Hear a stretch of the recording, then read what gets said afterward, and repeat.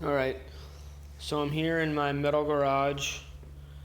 YouTube and online doesn't have much in terms of how to insulate a metal garage, at least the roof, and with our level and how to do it or whatever else. So, from my research and trying to figure it out on my own, I'm making my own video to help other people. So I have this garage. It's all metal, and it condensates. So the inside is not waterproof. So I need to make this waterproof so I can move some stuff in here and create my own little workshop and storage. So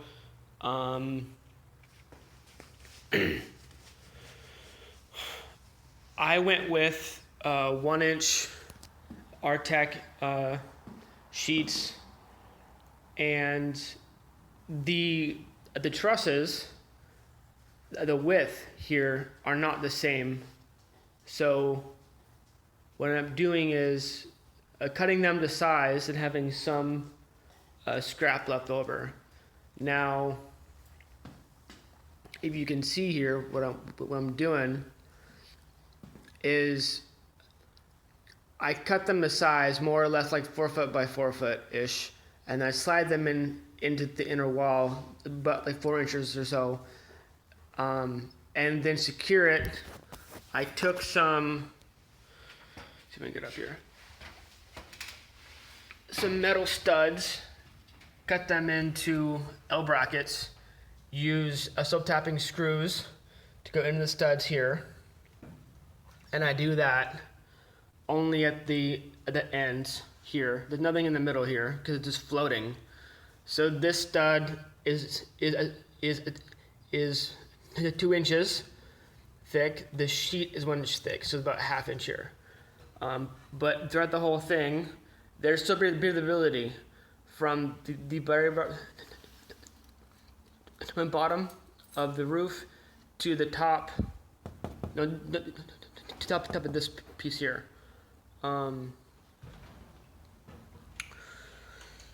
To secure it so the middle doesn't bow, I'm putting in 1x4 pieces of lumber that I've gotten from pallets, secured them on these north-south pieces, the little lip right there, with self-tapping screws to go east-west this way, and then screwing the sheets in the very middle this way. Now, these are 1 1/4 inch drywall screws that are going into the 1x4, right? I opted to use these washers as opposed to metal washers or a plumber's tape cut. These are actually plastic pieces from bleach containers and vinegar containers that I've cut into squares. That's time consuming, but I need this space here to make sure that this screw does not go in deep into the insulation, to be sunk in, and they're white, which matches the white insulation. What else can I share here? So let me try to get up here real quick and kind of show you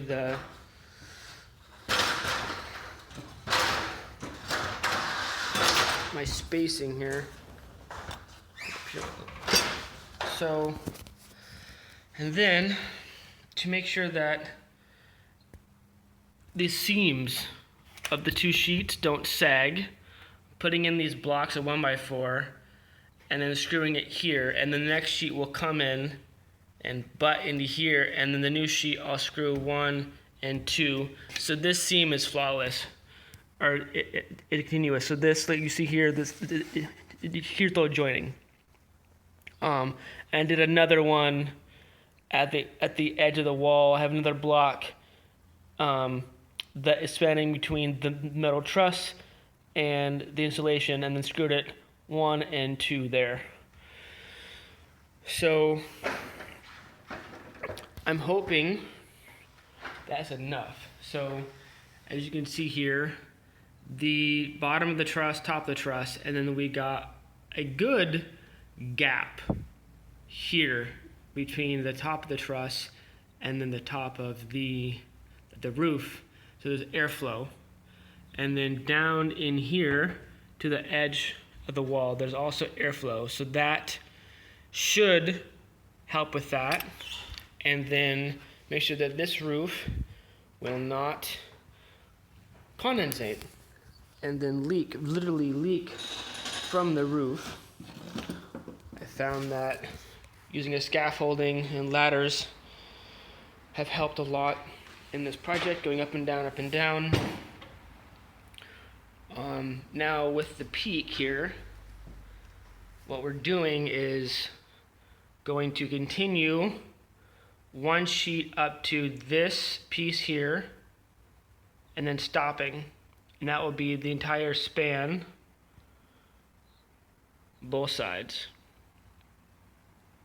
And then as you can see at the peak, we have these pieces here that help with the truss, the whole roof, right? So at that point, we're gonna put another span sheet going this way. So it'll be sitting flush to this bottom plate here.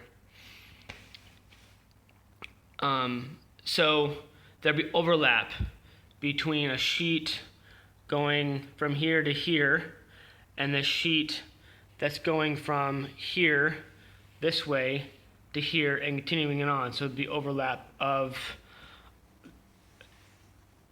a few inches. And that should circulate, well, not circulate, but to make sure that the airflow insulation throughout the entire roof. Now I'm only doing the roof for now because time is not on my side. I want to get this done as soon as possible. So move some stuff into this garage, have it be usable. Set up my tools and my tool chest and my chop saw and all that stuff. Yeah, oh yeah, for the L brackets I'm using to tap into my studs. See if I can show you here. Taking, where is it? Here we go.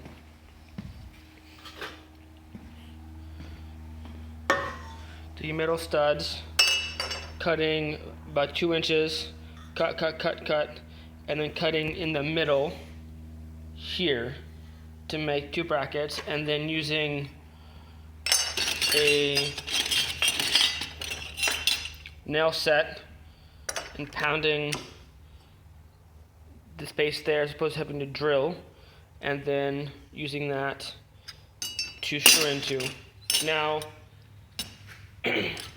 this hole goes into the truss, right up there, like way up there. You can see it. But the top part is floating. So if insulation does fall down, it's going on that. So there's nothing adhering to the L bracket to the insulation itself. The other thing that the insulation is being adhered to are the screws into the 1x4. So I hope this is helpful. If you have any comments or suggestions, let me know. This has been a fun process.